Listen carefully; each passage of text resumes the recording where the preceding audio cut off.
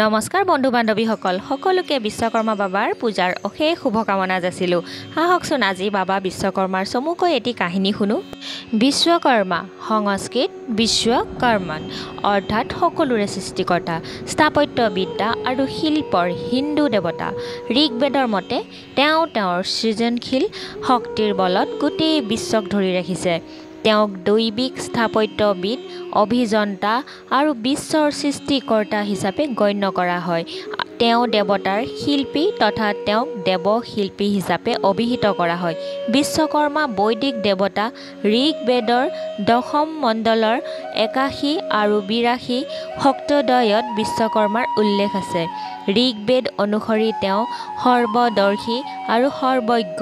তেওঁৰ চকু, মুখমণ্ডল, বাহু আৰু পদ সকলো দিশতে পৰিব্যাপ্ত।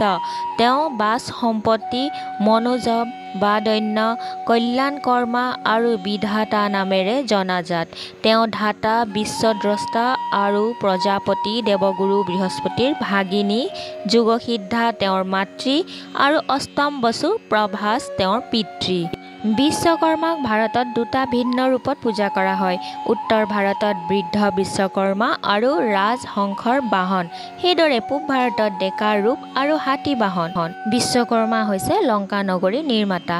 তেওঁ বিশ্বভুৱন নিৰ্মাণ কৰিছে। বিষ্ণুৰ সুদৰ্শন চক্ৰ, শিৱৰ ত্ৰিশূল, কুবেৰৰ অস্ত্ৰ, ইন্দ্ৰৰ বজ্ৰ, কাৰ্তিকৰ শক্তি আদি তেওঁ নিৰ্মাণ কৰিছিল। শ্ৰীক্ষেত্ৰৰ প্ৰসিদ্ধ জগন্নাথৰ মূৰ্তিও তেওঁ নিৰ্মাণ কৰিছিল। তদুপৰি বিভিন্ন মন্দিৰ আৰু ৰাজপ্ৰসাদ তেওঁ নিৰ্মাণ কৰিছে বুলি প্ৰবাদ আছে। বিশ্বকৰ্মা পূজা বা বিশ্বকৰ্মা জয়ন্তী ভাৰতৰ কৰ্ণাটক, অসম, পশ্চিমবংগ, বিহাৰ, ঝাৰখণ্ড, উৰিষ্যা আৰু ত্ৰিপুৰা আদি প্ৰদেশত প্ৰতি বছৰে ভাদ মাহৰ সংক্ৰান্তিত বা কন্যা সংক্ৰান্তিত পালন কৰা হয়। এই উৎসৱ প্ৰায় কাৰখানা আৰু ঔদ্যোগিক স্থানসমূহত পালন কৰা হয়।